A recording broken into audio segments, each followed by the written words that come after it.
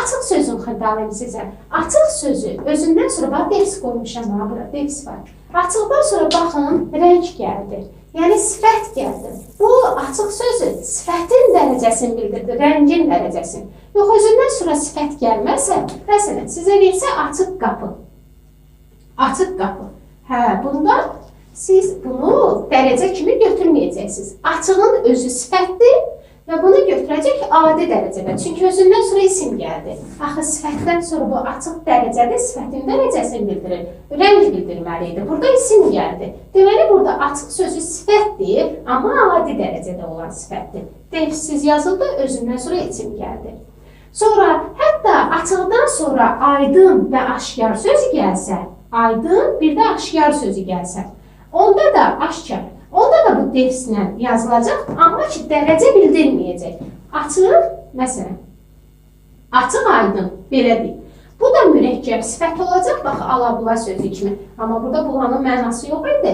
Burada açıq aydın, mürəkkəb sifət olacaq. Dərəcə kimi adi dərəcədə olacaq. Çünki azaltma dərəcəsi olsaydı, rəngin azaltmasını bildirərdi. Aydının, açığın burada azaltmasını bildirmir axı. Ona görə açıq aydın adi dərəcədə olan sifətdir. Açıq aşkar deyil, adi dərəcədə olan sifətdir. Quruluşca mürəkkəb sifət götürəcək, defsindən yazılan. Bir də açıqdan sonra feil gəlsə ümumiyyətlə, buraya yazın, açıq danış. Özündən sonra feil gəlsə, açıq sözü ümumiyyətlə zərf olacaq. Açıq danış, necə, nə tərzdə danış, özündən sonra feil gəlir. Burada açıq sözü zərf oldu.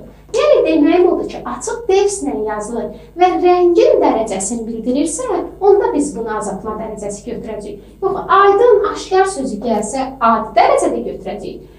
Qapı belə isim gəlsə, onda onu açıq sözünü yenə adi dərəcədə götürəcəyik. Açıq danış özündən sonra feil gəlsə, ümumiyyətlə biz bunu zərf götürəcəyik.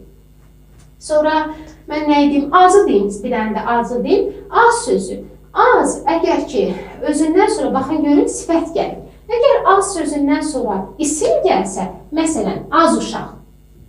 Burada az sözü ümumiyyətlə saydır. Nə qədər uşaq? Burada heç sifət deyil. Özündən sonra feil gəlsə, məsələn, az danış.